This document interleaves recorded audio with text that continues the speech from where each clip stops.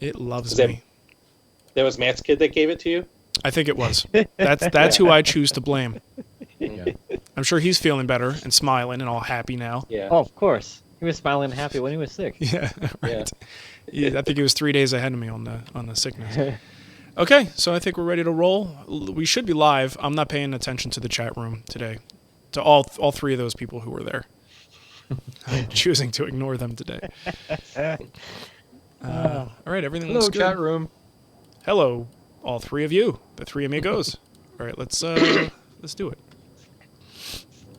Hold on, got to find that stupid record button.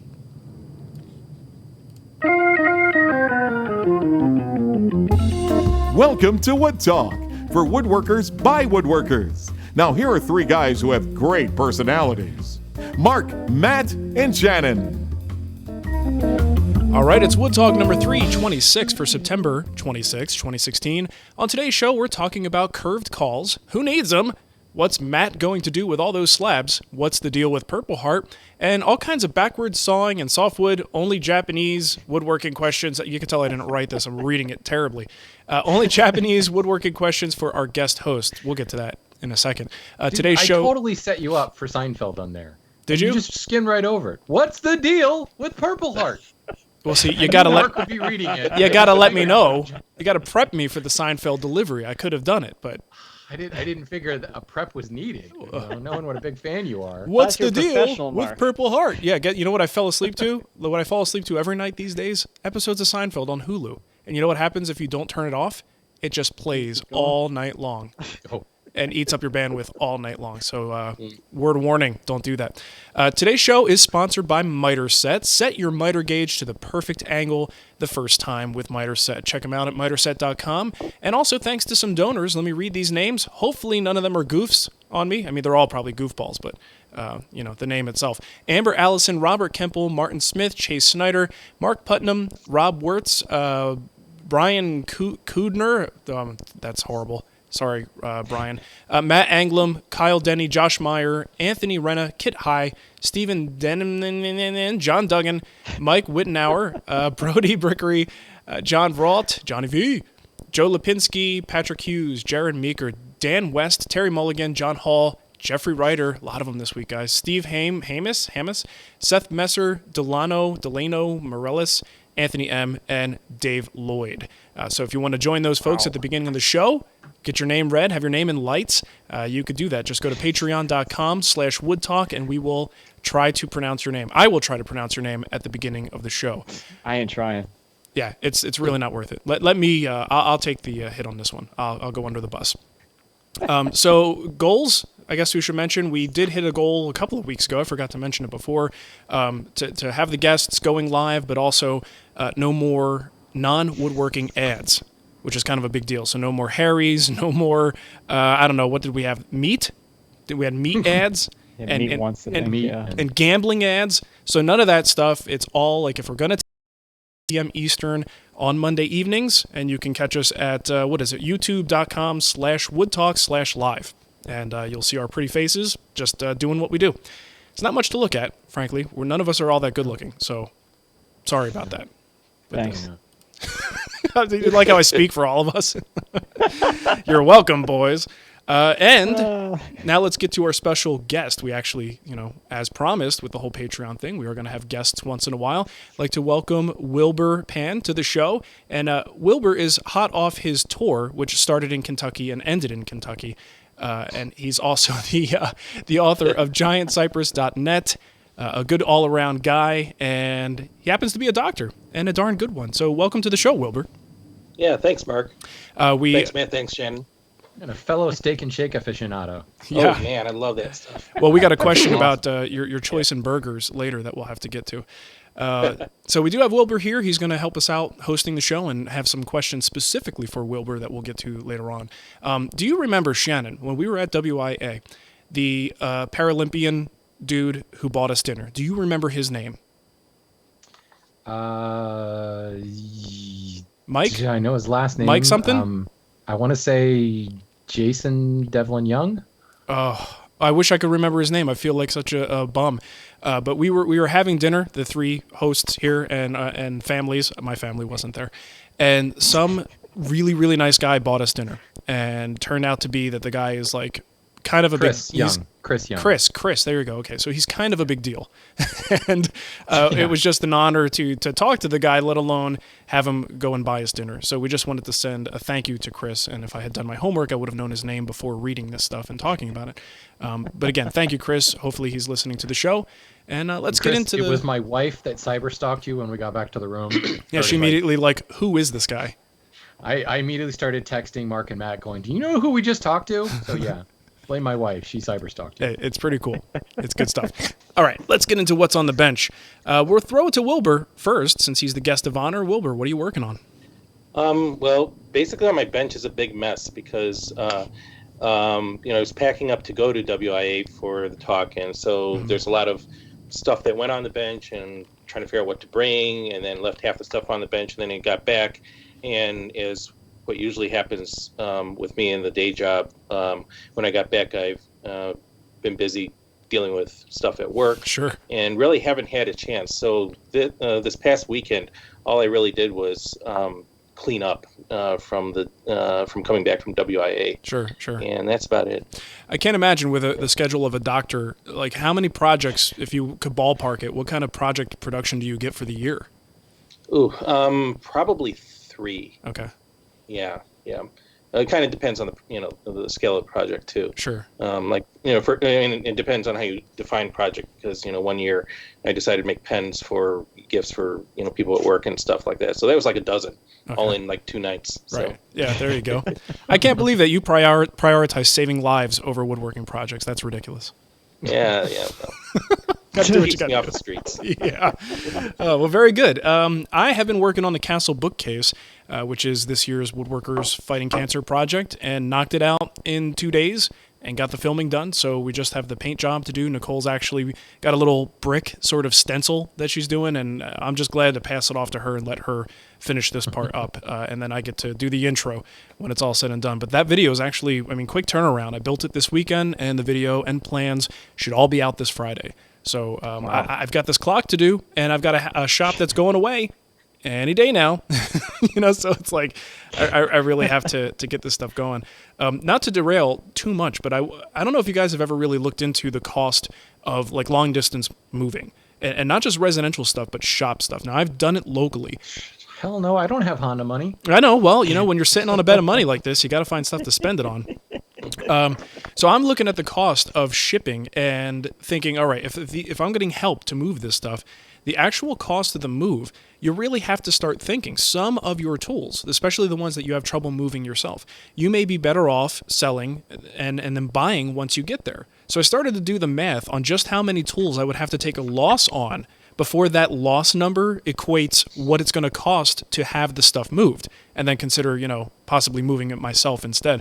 And it's interesting. In my case, I'm still going to use the movers, but I am going to sell a couple of things to lighten the load and hopefully decrease my costs as I do this, big giant move. So if you're moving, that is something to think about. Do the math on it, because you may actually be better off selling the darn stuff and buying new, and maybe, losing 25% on the deal, because it's just so expensive to move this stuff from state to state. So just, word of warning there. It's pricey. Wow. That's interesting. Because, Yeah. like, the individual freight on each of those things, is that much less than having the shipping company just throw it in the back of a semi? Yeah, I don't know what it is. You've got 4, at least what I was quoted at is 4 guys doing the labor, and and I've seen them do it before. I've got video of it, of them practically dropping my table saw. What it costs to move these. And of course, for us, it's storage as well. So the nightmare, can't even imagine their jobs. They have to take the stuff from my shop, put it in a truck, take it to a storage unit, unload, and then load it back up a month later to go to Colorado. So, that's just a lot of labor to pay for that. It actually might, in some cases, make more sense to sell the stuff and buy new. It's nuts. So, yeah. You just want an excuse to buy new stuff. Who doesn't? Who doesn't, right? It's not taking a lot of arm twisting here. Everybody listening's nodding. Oh, Yeah. you have to. You must. It's a moral You imperative. this drill over here, right? I've got to sell this drill and buy some new ones. Right. It only makes sense. Think of the children. Exactly. So that's it for me. So Matt, tell us about this gun stock. I saw the video. It was awesome. I made it. Was it It was good? cool. What was it made of, Mark? told me. Paduk. This was a Paduk? 5-minute conversation where I had to keep telling Matt it's Paduk. It's Paduk, Matt.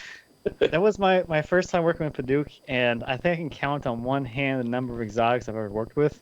And like, it's what's interesting for like the way that I work is I work with domestics, but like regional domestics. Like, if it doesn't grow around here, I probably haven't worked with it. So like exotics, the only exotics I've ever worked with are like Purpleheart, which we'll talk about later, and now Paduk, and that's it, I think. And how did you like it? I actually liked it a lot. Yeah, did you find it very different? It was extremely different because it was so easy to work with. Yeah. It was just like my planes, like this glid right on through it. The chisels went right through it. I did find it a little more, I guess, fibrous. I don't know a good way to describe it. But it was a little more chippy or fibrous as I was chiseling it. It's like the fibers kind of separated pretty easily from each other, which made it pretty easy to like pair along the grain. Right. It's so oily and waxy, it's like self-lubricating. Yeah, it kind of is. That's true too, because Mark was like, "Do you touch it? Is it all oily?" I'm like, "Wait a second, yes." Like my hands, like as soon as you told me that, I couldn't like get away from the fact that my hands felt weird Yeah. and oily. See, some of the exotics aren't that bad, but in particular, Paduk and a couple others, you can actually just kind of feel this oily nature to the grain on the surface. I mean, it's not, like you said, you might not even notice it, but then once you start to look for it, you go, ooh, whoa, that's interesting. I can't not see it now. Wilbur, have you ever worked with exotics? I mean, you focus on hand tools quite a bit, right? Right. But most of the stuff that I work with is North American hardwoods. Okay. And it's mainly because several years ago, I stumbled onto this farm auction thing and just bought this unholy amount of cherry and walnut for really, really cheap. Nice. And I'm still working my way through that. That's cool. That's a good way to do it.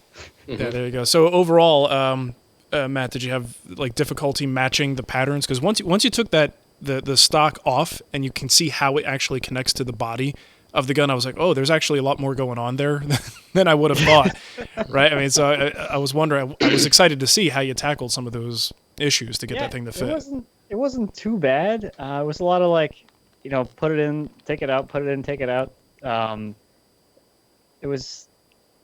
Normally, I would be able to see the wear spots or the compression spots easier on like a different kind of wood, but on the Paduk, I couldn't really tell where it was contacting and kind of crushing the fibers. Yeah.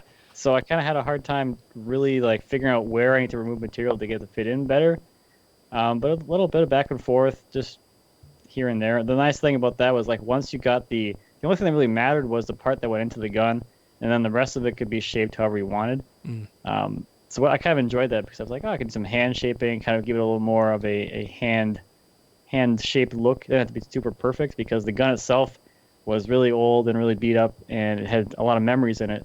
So I didn't need the stock to be like this pristine, perfect-looking thing. Sure. It could have some imperfection to it. By imperfection, I mean like it's not symmetrical from like one side to the other. Right. Cool. Well, it came out great. Fun. Nice. Thanks. Good deal. Shannon, what about you? I built the fly swatter. The funny thing is I saw that there and I'm like, dude, we just talked about this last week. I'm thinking this weekend we had our Patreon hangout with people and we talked about this. That's why it's ringing a bell for me. We just talked about this. I had the same thought. Kind of like Wilbur, my shop was just in total disarray. Yeah.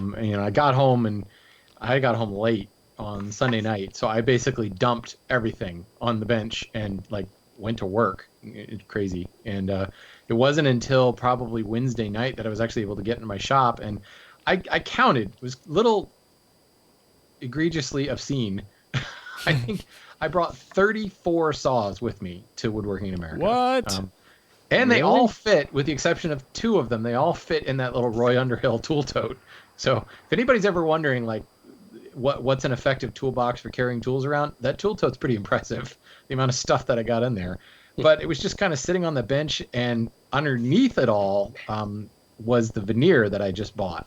And I had unrolled it, and I'd actually laid it out on my bench so that I could take out some of the curl, because I'm actually going to be cross-cutting into shorter lengths and then storing it flat in a one of those under-the-bed like Rubbermaid things to try to keep them from completely drying out.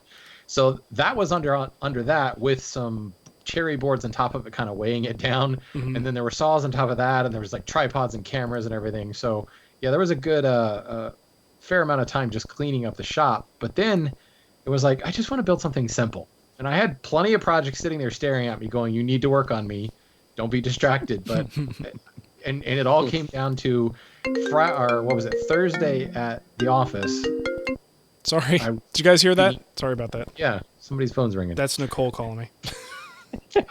Rookie Doesn't she mistake. know? Put it on vibrate. Well, no, it wasn't even my phone. It was the whole stupid iPhone rings on everything deal. Oh, yeah. I thought I had Hey, that you gotta turn disabled. that off, man. All right, go ahead. Anyway, I'm sitting in my office on Thursday, and there is a fly that I swear has been there for 4 weeks.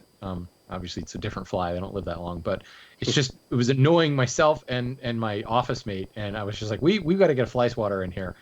And my office mate said, well, why don't you make one? And we started joking about how it should be made out of exotic, woods with inlay, and should be the ultimate artisanal fly swatter. And then I left the office Thursday going, I am totally going to build an artisanal fly swatter. So yeah, a little bit of veneer. Oh, and I made it in maple and walnut just to keep the whole thing going. Nice. Crafty of you, man. Nice. Yeah, it's not entirely done. It's glued up. I should be able to pull it out of the press now. And just to make things even more artisanal, I'm going to go ahead and do a fret saw pattern in the front of it. Because you got to have speed holes so that you swing it and it cuts down on the improves the aerodynamics so you can get a better swing out of it. There you go. Yeah, I took a piece of hickory and I split it out with my fro and got it shaved down, so I've got this really nice flexible but really strong handle, and Sweet. use maple and walnut with a little bit of white oak inside the packet at a cross grain 90-degree grain direction, so that it's like kind of a little bit of plywood. Mm-hmm. Yeah, it's kind of fun. Nice. Just a simple little project, and it kind of scratched that itch of getting something done and not getting super involved in the whole thing. Are you going to? Are you filming this? Oh yeah, sorry. Oh yeah, I filmed it. Yeah, because it's not artisanal until you film it with like really shallow depth of field. Yeah. Yeah, Get that DSLR out, baby. Yeah. Are you going to Banjo actually music sacrifice? queued up and- You going to sacrifice a fly for this as well? Oh boy. Probably. That might be controversial. Just to anger PETA a little Yeah, bit. PETA might come after you. House fly! How dare you? That's awesome, man. I can't wait to see. That's going to be a cool project. All right, let's get into what's new. Got a couple things to share with you here. Happy Adam. This is a channel I found on YouTube and just kind of putzing around. And the guy made a boomerang, but not just any boomerang. He's trying to make like a replica of the Wind Waker boomerang from Zelda, one of the Zelda games.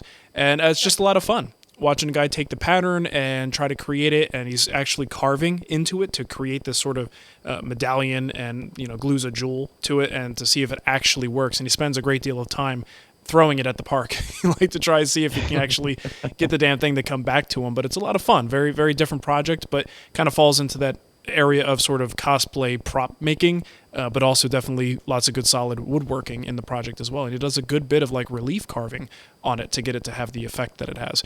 So cool project. Go check it out. Very, very cool. Mm-hmm. Let's see. Is this me? It is. Remember. Yeah, this was, now I can't remember who sent it to us. I want to say it was Nathan or Nick or somebody with an N. So thank you. We're just going to call you N. N. He shared a YouTube video, and he says, this guy building a guitar is unreal. And I got to admit, it's pretty cool. It is a full hour-long video, and I haven't watched the full hour of it. I kind of skimmed through a bunch of it, watched the intro, and then kind of skipped through. Mainly, I wanted to skip to the end to hear the guitar he was building. And you have to wait till like 58 minutes, and you start to hear the guitar played, and this lady sings this French song, and it's all very artsy and everything. Ooh. But it's pretty comprehensive. The level of precision this guy uses, at one point he's gauging the fretboard, and he's got one of those dial indicators, and he's running the dial indicator across, and he's got like deviation is less than 1,000th of an inch from one side to the other and from one end to the other. It's just really impressive, the level of precision this guy works to. And a lot of really cool techniques for steam bending, dry steam bending. You can't have dry steam bending, dry heat bending, and then steam bending. That would be interesting. Yeah. So really cool. If anybody's interested in building a guitar, this is by no means a how-to video, but it's much more how-to than like the typical kind of Vimeo type stuff we see, where it's all artsy music and, as Wilbur said, shallow depth of field shots. Yeah. with fun Dust forest floating in the shots beam of and light. yeah, right. The flannel axe wielding guy walking through the forest and everything. So this is really it's very cool. I actually do want to go back and watch the whole thing. It's almost like a documentary you'd find on Discovery or something. Yeah, really awesome. well done. You know what that reminds me of? I would love to see Roy Underhill's introduction for the Woodwright Shop done in like a Vimeo style. Oh my god. Yeah. How awesome would that be? Like he's the original guy in like flannel with an axe sort of thing. Like if that show was made today, that's what it would look like as a Vimeo video. Oh, good stuff. All right. Does that.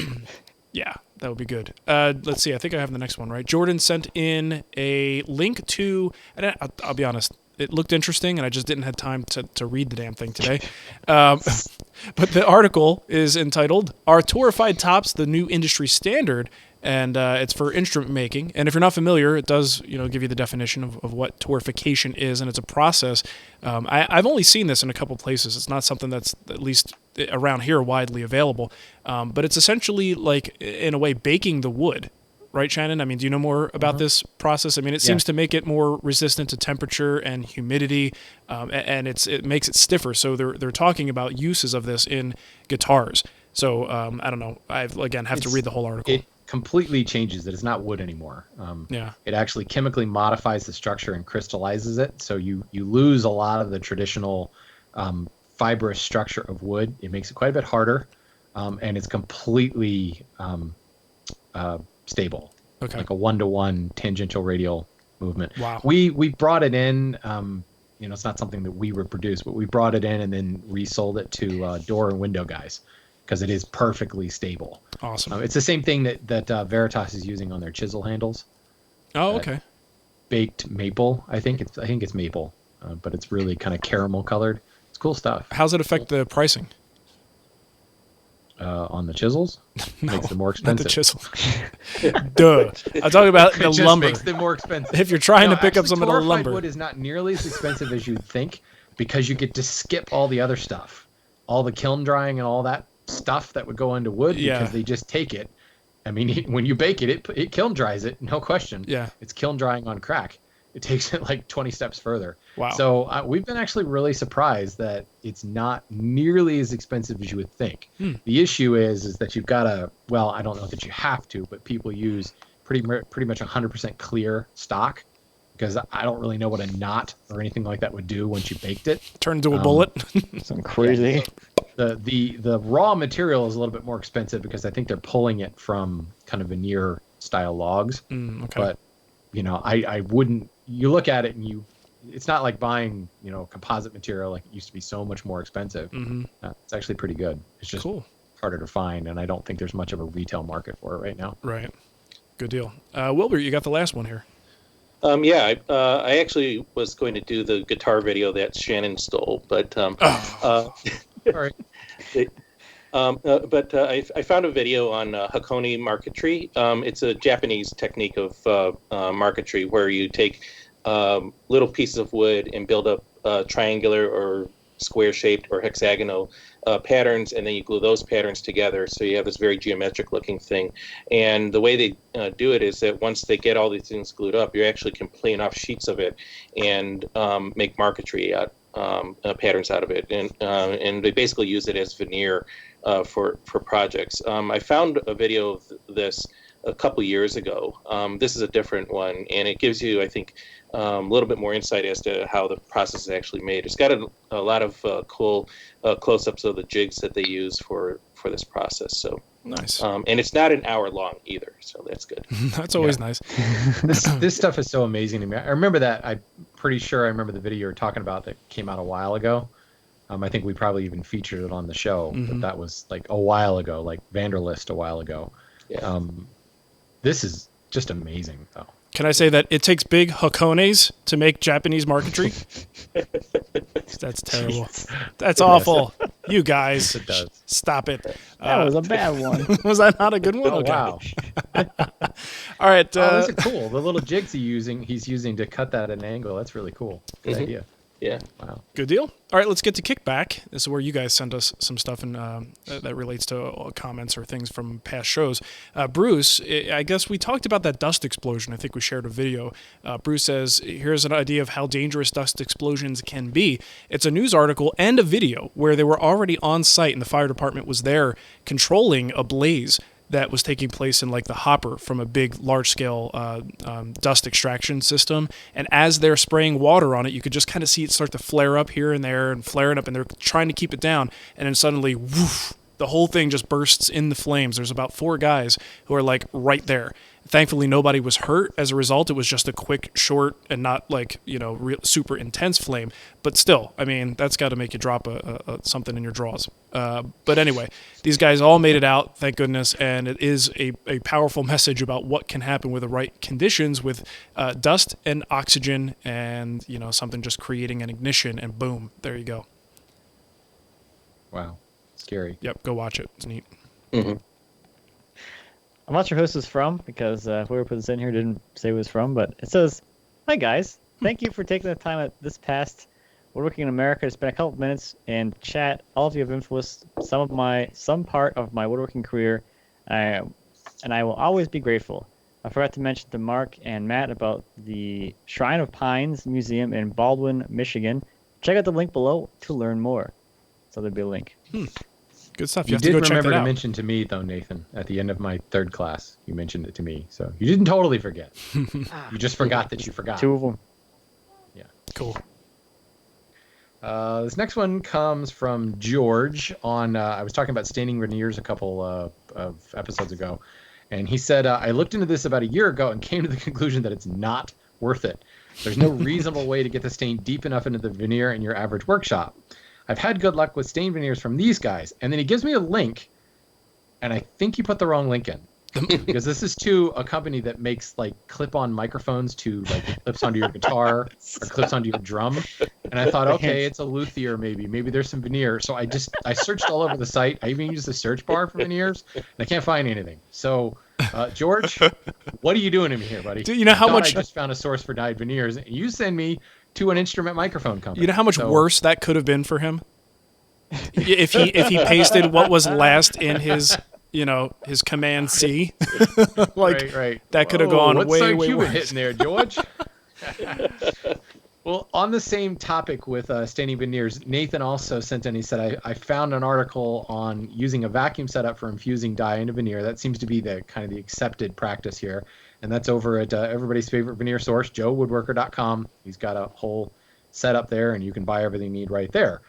He does go on to mention if there are any updates on my shop lighting quest. And I wanted to drop this in because I'm hoping to actually get back to that in the next couple of weeks or so. It's cool enough here now that I can open the garage door and work in the middle of the day because I've got one breaker that controls the lights in my shop.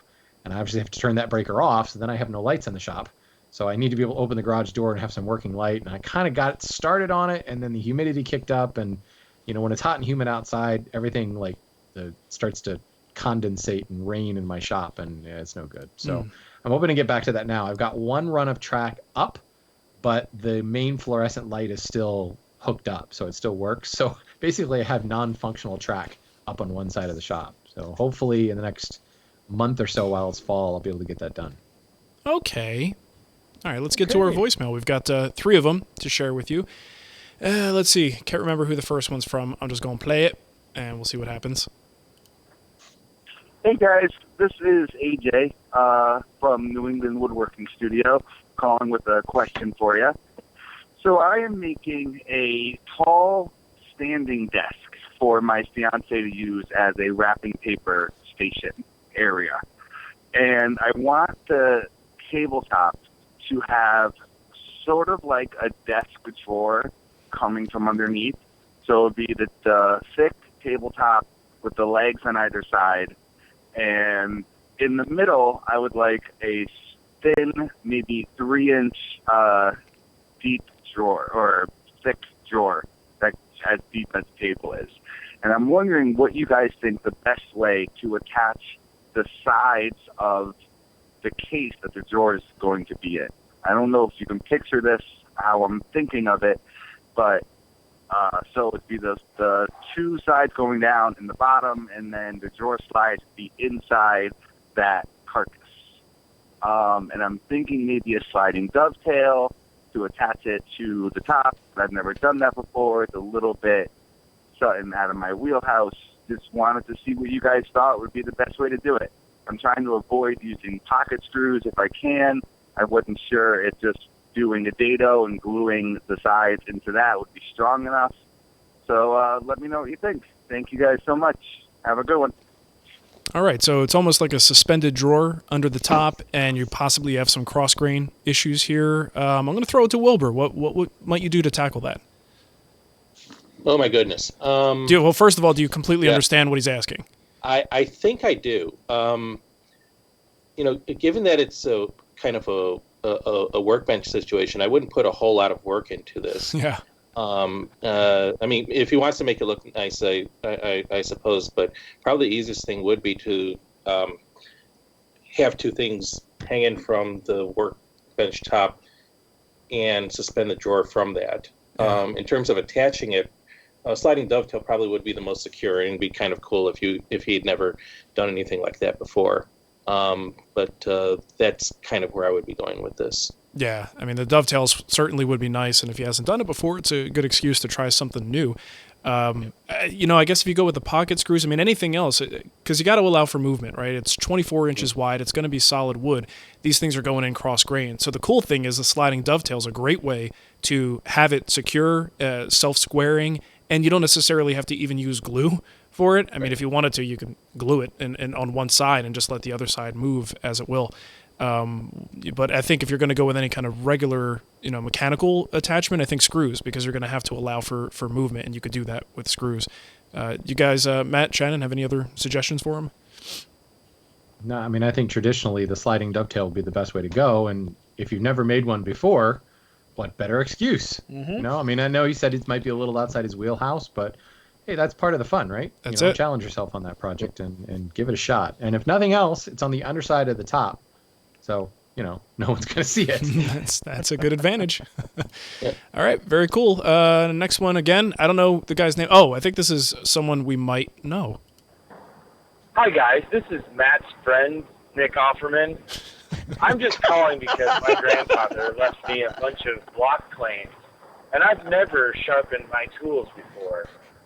For real, I would like the answer to this question. I really need to get these things sharp so I can use them. I'm not typically a hand tool user, but I would love to use something that my great-grandfather used in my shop. But there's a lot of options out there for sharpening tools, and I'm just curious if you have some suggestions as to some of the more specific things, the round-over parts for it, and maybe some resources where I might find help as to what other additions I can have for these block planes. Thanks for your time. Love your show. So glad you guys do what you do. Hope you travel safe back from WIA. All right, so sharpening, we'll ask Wilbur because I'm curious what he does for a sharpening regimen. But the last part of his question, does anyone know exactly what he's talking about? He wants to have what accessories for his block planes? What additions? Is he like new knobs and handles? And, like a fence? Some kind of a fence for it? I'm thinking Bluetooth control myself. That would be good. Everything is better with Bluetooth. Everyone knows that. So, I mean, we've talked about our various sharpening methods before, so we'll let Wilbur give us some pointers and things that he uses for sharpening. Right. So for sharpening, so we've got 4 hours for this podcast. Right. Yes. Yeah. So the probably quick and dirty and the easiest and fastest way of dealing with this is, number one, just pick a sharpening system to go with. Me, I like water stones. I know you could use diamond stones, you could use oil stones in a strop, and there's probably a couple other things that I'm blanking on right now. But I've kind of found that people pick the sharpening system that they pick because it's the one that's the least annoying for them. So for me, water stones are the least annoying. That's why I use them. After that, get that cheapo Eclipse style jig that you can get at $10 on sale or whatever from everybody that ever sells woodworking equipment. And then on the Lee Nielsen website, if I remember right, they have a little diagram and plans on how to build a thing out of scrap wood to help you set the angle for your block planes in this case quickly and easily, and then just use the jig, because it's the easiest way of getting a consistent result without too much effort. Nice. Sounds good. All right. So I don't know about the accessory thing. Well, maybe let us know what you have in mind for block plane accessories, because they're pretty simple devices. I can tell you, I see no reason to add accessories to a block plane. So that would be my answer. Just stop looking for accessories. Just leave it alone. Different blades. But why? I don't know. Yeah. I'm trying to think of any accessory that could be possibly an accessory for a block plane. A spoiler. I know Veritas makes like replacement knobs. They make like a traditional plane tote that go on it. But to me, you're making something more than it is. One of the benefits of a block plane is that one-handed ability to use it one-handed. If you want a really small smoothing plane, then I suppose you could do that, or you could get like a Stanley No. 2 or a No. 1 and be done with that. Yeah. So I don't know. I think adding accessories like that to a block plane actually detracts from the usefulness of it. Okay. Maybe a plane sock. There you go. Everyone needs plane socks. A Bluetooth plane sock. Yes, exactly. All right, final voicemail here is from Joe. Hi, guys. This is Joe McLean in Princeton, New Jersey. I am a middle school shop teacher during the week, and on the weekends I teach regular adult woodworking classes. But I'm still sort of stumped on this one possibly simple problem, and I want to get you guys' take on it. I've been asked to bid on a project where I would replace desktops, like one-person desktops for a high school. And they want me to make it out of solid wood, probably maple, and they want me to make a bunch of them. And so I'm trying to figure out how to construct them. Would I biscuit join them? Would I simply glue them? And I guess my biggest question is about grain orientation. Like, how wide can I go with the boards? I don't want them to cup. And also, do I have to spring them? That's my big question. For a solid wood top for a desk, do I have to spring something, even if it's only 24 inches wide? All right, love the show. Thanks so much, and hope to hear from you soon. Thanks. All right, so even though it's a desktop, we're really just talking about a panel here, right? So, I think so. I don't know that it's worth overthinking it. Now, Wilbur, when you make a panel, do you go through the trouble of incorporating some kind of joinery between each board? Do you spring your joints, or you just basically edge joint them and glue them together? Yeah, I edge joint them. I like to use a little bit of a spring, just because it's a belt and suspenders type of thing. Mm-hmm. But otherwise, after that, it's just gluing together. Don't use biscuits or anything like that. And do you? I actually have never seen your shop. Do you have power tools? Do you have a power jointer and planer? I do. Okay. Basically, the way my shop is laid out, it's long and skinny. On one side, I have a sharpening station and my workbench. On the opposite side, and that's where that's the angle from which I take pictures. So that's why it looks like it's all hand tools. On the opposite side of on the opposite wall, I've got 2 drill presses, a bandsaw, a portable combo jointer planer machine. It's like a copy of the Inca jointer planer thing, and I have a lathe. Okay, all right. So it's interesting. Yeah. I've been accused of the same shop setup, actually. Yeah. His other shop on the other side of the wall. People are convinced that when I turn off the camera, I turn around and fire up the table saw behind me. Nice. So, anyone else use any kind of joinery between them? I mean, I'm very much on the side of simplicity when it comes to panels. I'm not going to really, I don't know. It would have to be a special situation for me to put any kind of joinery there, or maybe it's a lot of boards and I might use dominoes or something for the sake of alignment, but certainly don't worry about it for strength.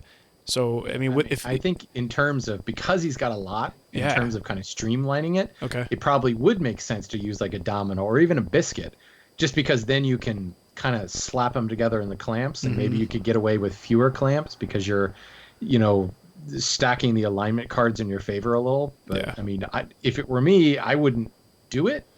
But then I start thinking, did he say how many? He didn't. No. He just said a lot. But even one classroom's worth would be quite a bit. Right. I mean, just to speed things up, just to make the glue up a little bit more idiot proof, I think it would be well worth your time to just slap a couple of biscuits in there. If you have a domino, great, but if not, you can go buy a biscuit joiner for pretty cheap now and just save yourself a lot of effort. Sure. It's not necessary for strength, but certainly would be faster. It makes the assembly process more like on autopilot for the most part. Yeah. All right. Well, if you want to leave us a voicemail, go ahead. If I could just make a quick unrelated plug to Joe. If you haven't checked out the Central Jersey Woodworkers Association, come to one of our meetings. It's the woodworking club I belong to. Oh, very nice. You'll get a lot of great information from the guys there. Very cool. When I was in college, I spent a lot of time in Princeton at the Starbucks studying there, and I would actually hang out there and pretend I went to Princeton instead of Rider. So, because I thought it made me cooler. Instead of Guido Sarducci's correspondence school? Yeah, exactly. Yeah. I'm on, officially, I'm Rutgers faculty, and I heard this story on the radio once about, it's like a semi-autographical fiction thing, but the story was a Rutgers student going down to Princeton for a party, and everybody ignored him and snubbed him until they found out he was from Rutgers, and then they were all scared of him because he thought he was going to beat the crap out of them. I like that story. Good stuff. All right. Well, if you want to leave us a voicemail on Skype, you can do that. Our Skype name is Wood Talk Online, or you could just call the phone number 623-242-5180. And now we actually should talk a little bit about our sponsor of the show, Miter Set. They make some great stuff, and I'll be honest, I haven't had a chance to dig into mine.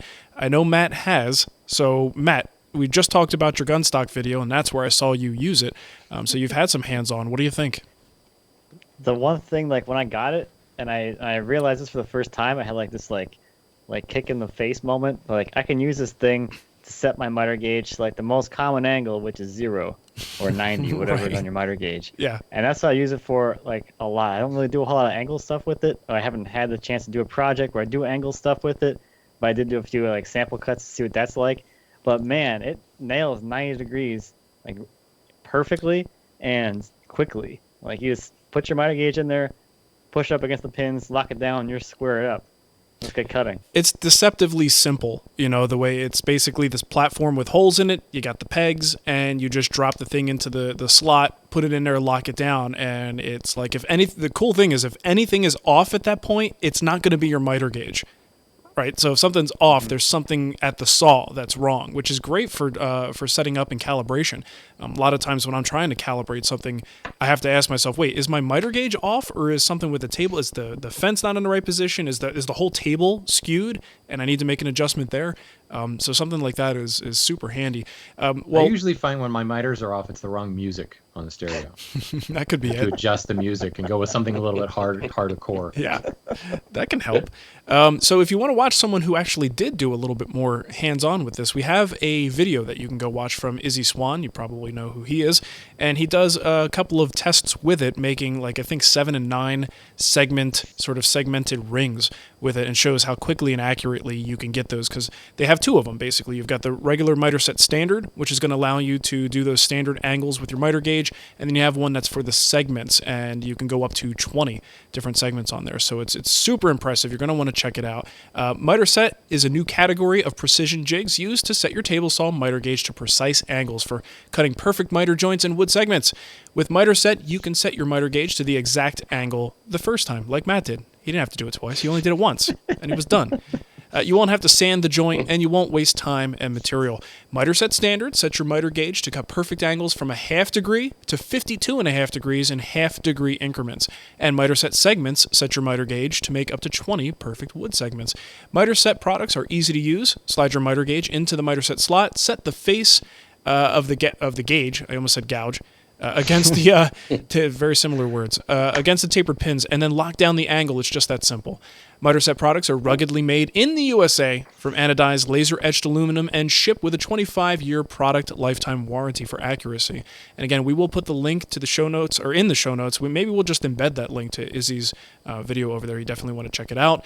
Or just go right to miterset.com and you could learn more about these guys. It's really worth looking into. It solves a lot of problems in the shop, that's for sure. All right, let's get to our email. And first one I have here is from Joe Lipinski. He says, who uses curved panel cauls for glue-ups? The kind that you put edgewise on a panel glue up as opposed to putting them across the width of a panel to keep it flat. I see articles come up occasionally about using them, or I guess he references woodpeckers. They have a super expensive composite called, or curved cauls. It just seems that everybody has enough clamps to get the jobs done, and making or using these arced cauls to save on clamps is, well, another woodworking fad? ? So I have similar cauls. I've got the bow clamp versions in the shop, and I'll be honest, I don't really use them that often. And theoretically, they're great because basically, if you're not familiar with these, but if you have a curve induced in a caul, you could sort of just clamp on the ends and not even worry about the middle. So with 2 clamps, you could bring, well, it might take more depending on what you're trying to do, but 2 clamps each on the ends, and you have pressure in the center, and by the time you clamp home on the ends, the pressure is nice and even across the board, and you don't need clamps in the center. So that's what he's referring to. And I'll be honest, I just don't think to use it. And the times that I have used it, I find them a little bit tricky, because once you clamp down one end because it is curved, what happens to the other end?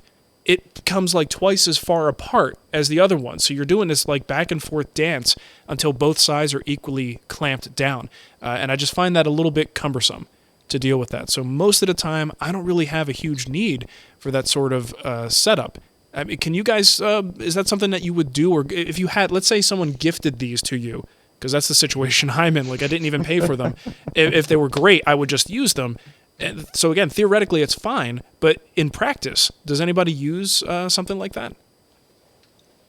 I've used them once, but not for the purpose that Joe is looking for. I was putting together a case for a drill press, a stand for one of my drill presses, Okay. and I forgot exactly how big it is, but it's like 22 inches deep and probably about the same width. And the reason I went with a caul to do the dovetail corner joints was not so much that I didn't have enough clamps, but I didn't really have to mess around with a whole ton of clamps.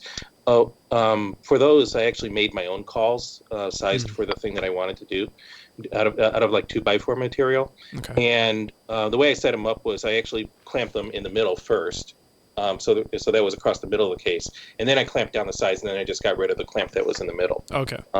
And it worked pretty well. Okay.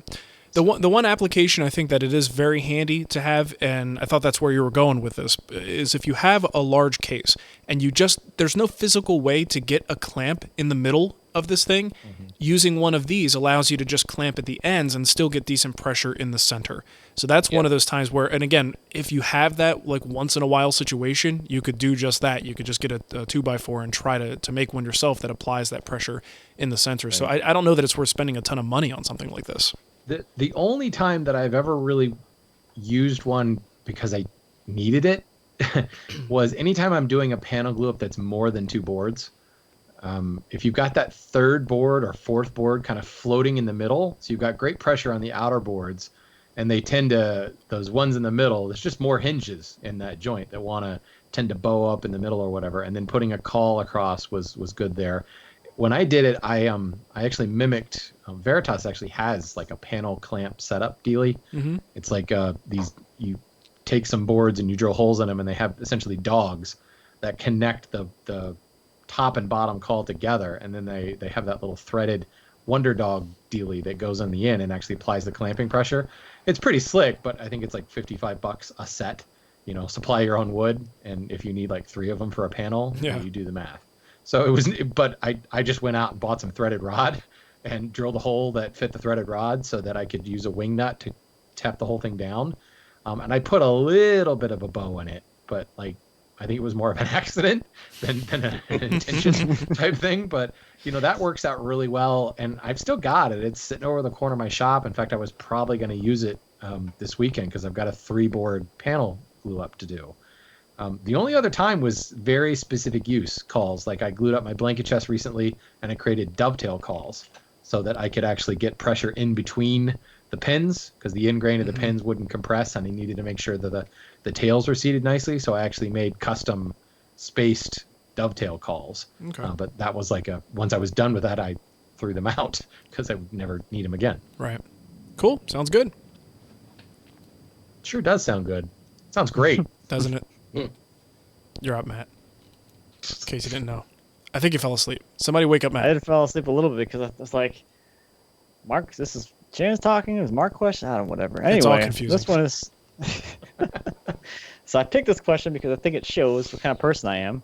This is from Jason in Maine. He says, I'm enjoying watching Matt build his sawmill, but I'm curious, what exactly do you plan to build with all those super wide boards you're able to make?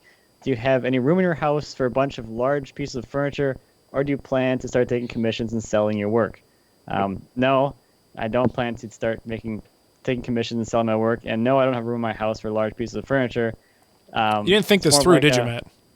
Well, that's the kind of person I'm like. I'll worry about what I'm going to do with them later Yeah. after I cut them up. Right. You know, I have a driveway full of logs right now. I'm not worried about what I'm going to do with all this wood once I cut it up. I just don't want to go in the chipper. Right. Well, I actually have a question for you on this, Matt, because you've got a lot of access to some beautiful wood, and if you run out, you go and saw more. I'm in a similar but different situation because I work at a lumberyard all day, and you start to become a little inured to like the precious lumber thing because you can just go and saw some more. But his point is you've got these great wide slabs. In your mind, you're thinking, well, I'll just saw them into parts, because it's all from the same board. I get great color and grain match, and other people will be like, oh my God, he's sawing up a wide board, and that's such sacrilege. And I see wide boards all day that I bring home, and I end up actually sawing them, ripping them into strips because I don't need a wide board. I mean, how often do you need a 30-inch wide board or a 20-inch wide board? Because after a while, you're just kind of like, well, I gotta get parts out of it, right? Well, if you have an order for 25,000 pens, then there you go. There you go. I'm on board. Are good to They're all go. color and grain match too. Yeah. Well, you sell a lot of the stuff too, right? Yeah, that's what exactly. I was going to get to that, but yeah, I'll sell them all. All the stuff will get sold. Yeah, you just keep the best ones for yourself and sell the rest. I have a serious problem with that. I have wood everywhere. I'm like, I can't part with this. The collection Yeah. is going to be out of control. So you've got a little bit of property though, right? Or you have like a wood shed yet? I have my shed, but it's not quite big enough for everything that I cut. Oh, okay. So that's why I do Maybe the you should outdoor use some of drawing. your wood to build a shed. Yeah. I can't go bigger unless I get a permit for the plot, and then I have to have the whole yard surveyed, and it becomes a lot more of a hassle than the shed that I built, which was within the maximum limit of the no permit needed Gotcha. thing. It's all. And I'm out of accessory structures on this property unless I get a variance. So I'm kind of stuck. So just like take your logs and cut notches in them and do like a Lincoln log thing. And if anybody gives you trouble, you say, well, that's just my log drying yard. Yeah. But it's not a, But it it's looks not like a a cabin, structure, sir. because I Well, can take it no. apart. Yeah, exactly. See, there's always ways to get around that stuff. Hey, Shannon, Yeah. what's the deal with Purpleheart? Hey, there you go. Uh-huh. This comes from Matt. He says, I had a perfect purple piece of Purpleheart, but when I cut it on the bandsaw and milled it, it turned a much more drab gray-brown color. I went to some online forums and tried to understand what could be done about getting back the purple goodness, and some say expose it to UV light, others say keep it away from the light. Why did my Purpleheart change when I cut it, and is there anything that can be done to bring the purple color back? I understand it's supposed to change over time, but it was not expecting this when I worked it. So, yes, Purpleheart is one of those woods. There are certain woods that they're dramatic color differences. When you first mill it and you expose that fresh grain, it's like bright, kind of garish, almost purple. And then it will start to deepen into a deeper color purple and then to kind of this reddish brown color. And it does it really, really quickly. And it's a mixture of UV exposure, but it's also a little bit of oxygen, and there's a little bit of just kind of chemical reactions going on there that is causing the extractives, the oil and the resin that makes that purple color. Extractives, think maple syrup. Maple syrup is an extractive from a maple tree.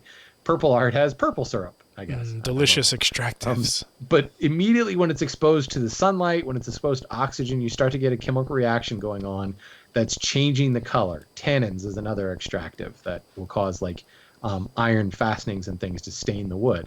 It's the same process that's going on. In Purpleheart, it just turns it kind of reddish brown. So there are a lot of people, I think I would lean more on the side of keep it away from UV light, but it's going to happen.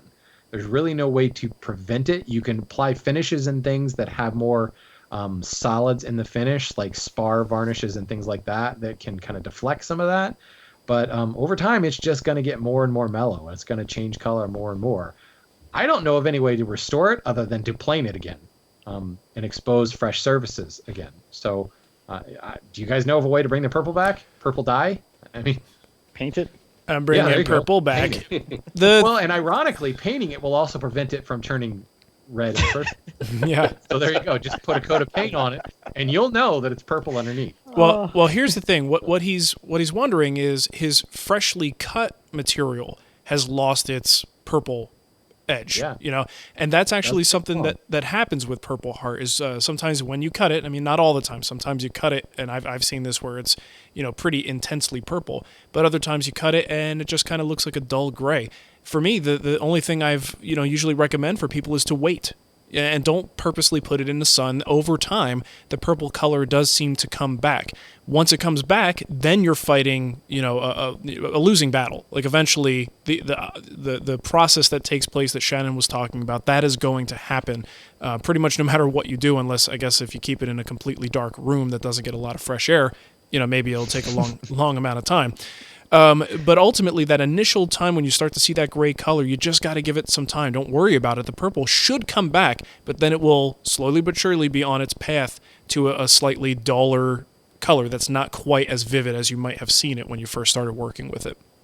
It's interesting. I've never had it do that. No? It's always been really bright purple. Right. So I'm trying to think of the last time. I wonder if it's like a planing versus abrasive thing. I don't know. It's been hit or miss with me. Sometimes I've cut them and it's been fine, and other times you cut it and you go, yeah, that really dulled up. It's not as awesome, but it does seem to come back, on its own. So I think you just have to have enough time for that chemical process to take place. So Goofy wood. Wilbur, we got a bunch of questions here for you. Would you like to read them? These are just pulled from the Patreon page for folks who knew you were coming on the show. So Sure. If you want, have at it. Okay, guess this is where I earn my keep, right? That's it. Okay, so Jim Rumsey says, I've been looking at getting a pull saw for dovetails, wondering what is the best saw brand to buy. Let's see. Basically, my favorite cheap and easily available disposable blade Japanese saw is a company called Gyokucho. It's spelled Gyokucho. And they make a particular model of Dozuki, which is the Japanese saw with a back on it. That is not exactly a rip saw. It's mainly a crosscut saw, but it has these raker teeth in it that make it behave more like a rip saw. So think of like a alternating top bevel saw blade for your table saw. It's sort of like that, only in hand saw form.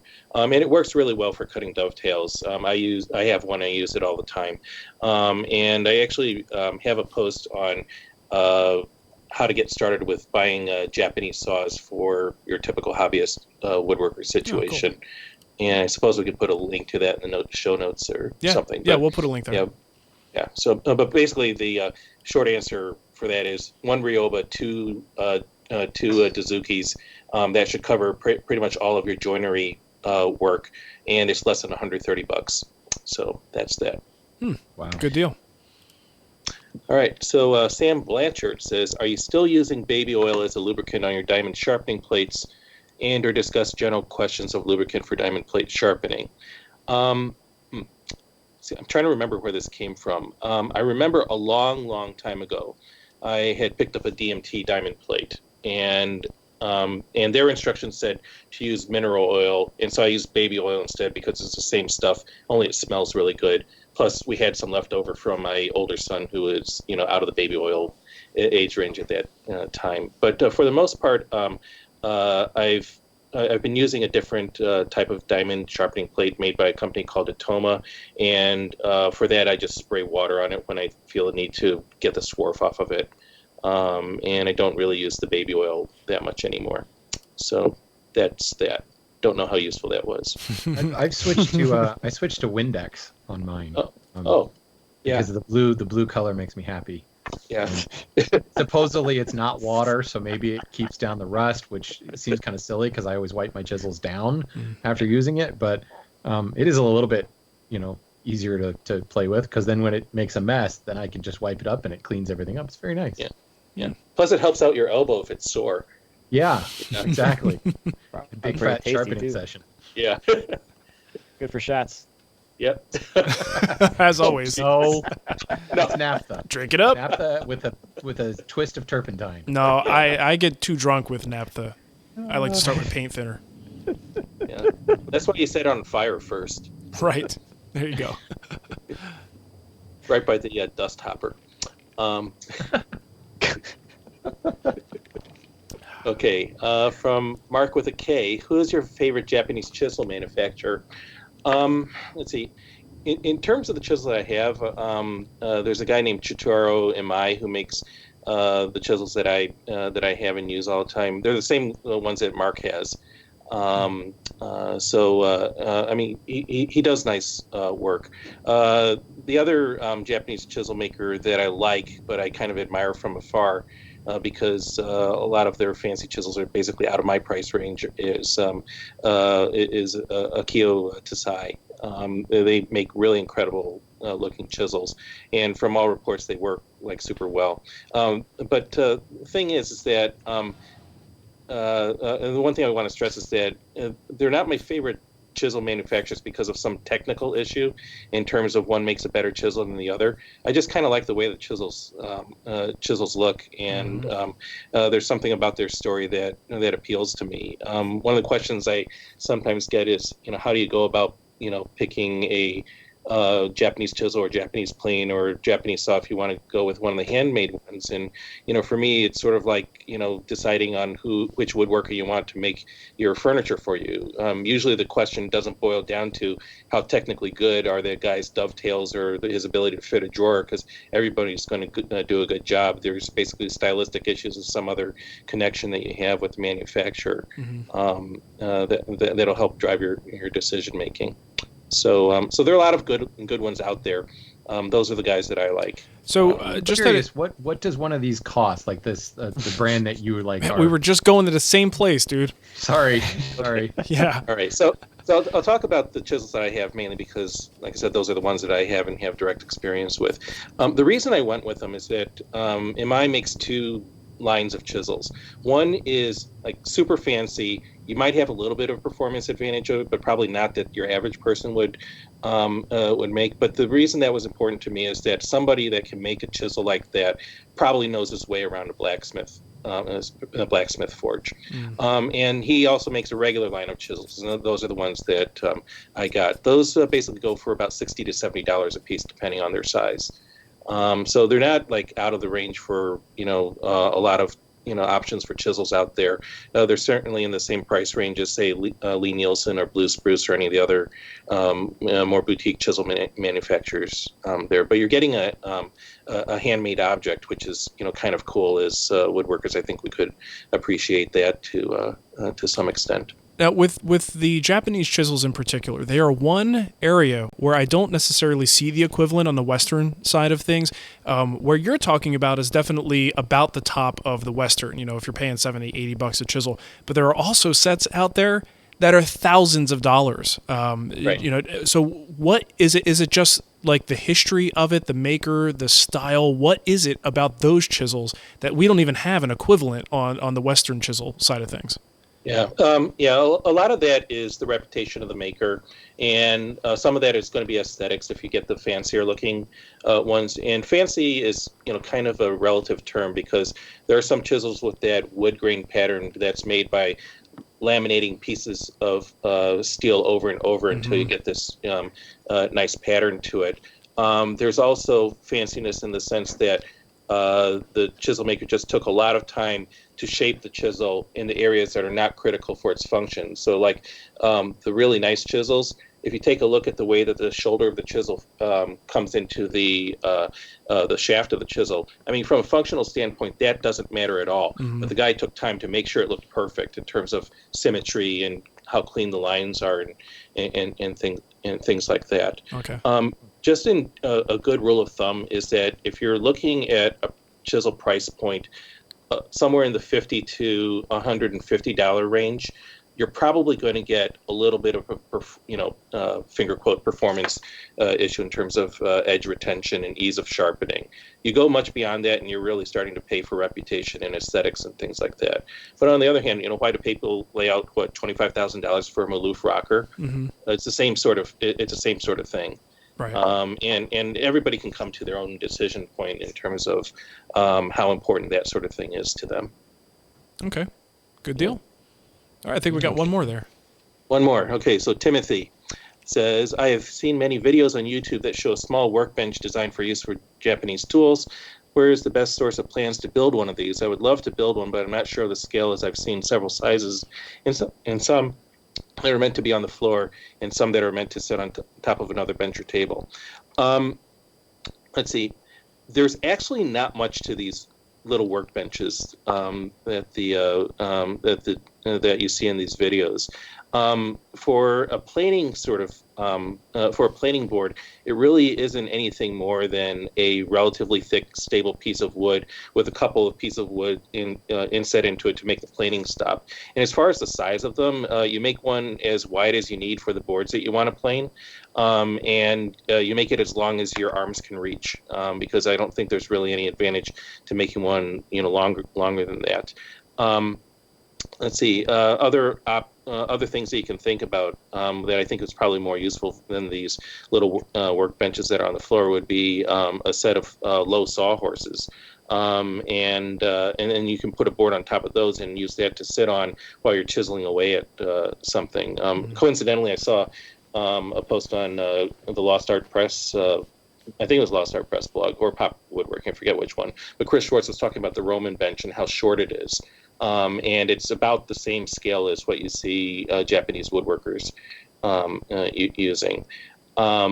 So in terms of the stuff that goes on top of a bench or a table, well, there you can actually make it longer, because then you can walk along the board as you're planing something, so length isn't as much of a limitation at that point. But I think, for me, the big thing is that you don't have to sit on the floor for using Japanese tools. I mean, my workbench is a Roubo because I built a Roubo at the same time that everybody else was using a Roubo. Yeah. And the stupid decision point that I made was, well, I knew that I needed a planing stop, and I knew that I was going to put it at the right-hand side of the bench, and the Roubo plan was the only one that didn't have an end vise on it, so I figured that's the one for me, not realizing that I could have left the end vise off of any of the other ones. Right, of course. I was such a moron at that point in time in my life. You had Roubo fever. It's okay. We all got it. Yeah. It's very contagious. So, yeah. Excellent. Yeah. All right. Well, hey, you know what, Wilbur? Thank you so much for being on the show. We appreciate your expertise, and we'll have to have you back again soon. But thanks for taking the time out. Oh, man. Thanks for having me, especially since it's like, the first show with the Patreon goal. So yeah, I can only assume that next time you do this, you're going to have a good guest to show that people that you're serious about this Patreon thing. Nick Offerman is next, from what I understand. So Yeah. We're friends. Sorry. There you go. He's kind of a big deal. But yeah, seriously, thanks, Wilbur. We really appreciate it. So after this, folks, if you are a patron of the show at Patreon, the $4 level or higher, you can tune into the email extra, where we will discuss if we could pick one tool to make an entire project with. That'll be interesting. What would that tool be? And you have to do the $4 level to get that. And again, they do have feeds now, so it's very easy to get those. But let's move on to the support stuff. If you want to help support the show, of course, there's the Patreon, patreon.com/woodtalk. You could go to the TWW store, pick up a Wood Talk t-shirt, or you can leave us a review in iTunes, and it helps us, helps other people find us in the store. You can leave a review like Word997578, who says, by far and away my favorite podcast. First, there's Mark, who pronounces dog weird. Why do I pronounce dog? What's wrong with the way I say dog? What? Does that sound weird to you guys? No. Okay. Maybe they pronounce it dag. Dag. I say dog. All right. Anyway, probably sounds normal to Wilbur. He's from Jersey. And he says, I'm in a constant state of relocating his shop. Okay, that's true.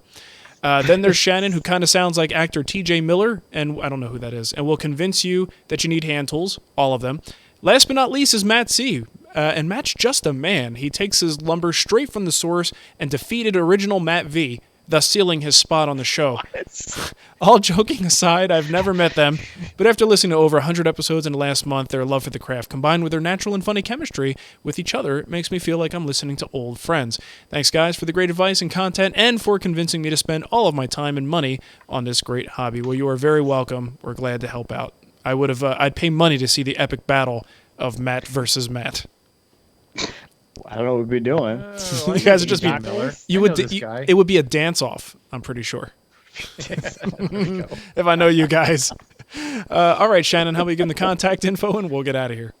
Sorry, I'm on TJ Miller's IMDb page right now trying to figure out who this guy is. He was in Deadpool. All right. Yeah. He was in the top 5,000. That's pretty good, I suppose. Yeah. Yeah. I recognize him, but I can't place anything any role he's ever played.